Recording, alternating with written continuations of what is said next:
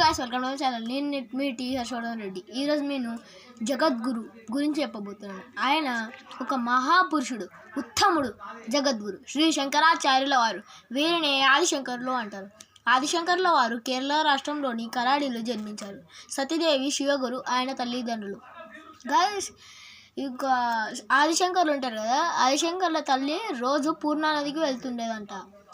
ఆమె ఒకరోజు పూర్ణా నదికి వెళ్తూ స్పృహ తప్పి పడిపోయింది. అంటే ఎండలా తిరుగుతుంటే స్పృహ తప్పి పడిపోతుంది, అట్లనే స్పృహ తప్పి పడిపోయింది. పూర్ణ నది అంటే నది పేరు, అది పూర్ణ నది అంటే. వాళ్ళ తల్లి రోజు పూర్ణా నదికి వెళ్తూ కళ్ళు స్పృహ తప్పి పడిపోయిందంట. ఇక తన తల్లి నదికి వెళ్ళడం కష్టంగా ఉందని గ్రహించిన శంకరులు నది పాయను తన ఇంటి పక్క నుంచి ప్రవహింప చేశాడంట. గాయస్ ఎంత గ్రేట్ వ్యక్తో కదా. ఇంకో ఫ్యాక్ట్ చెప్పబోతున్నాను. ఒకనాడు కాశీలో కాటికాపరుడు అంటే మనకి శ్మశానం ఉండే, శ్మశానానికి కాపలా ఉంటాడు. ఒకనాడు కాశీలో అడ్డు వచ్చిన కాటికాపరుడిని అడ్డు తొలగించమన్నారు. ఎవరో కాటికాపరుడు.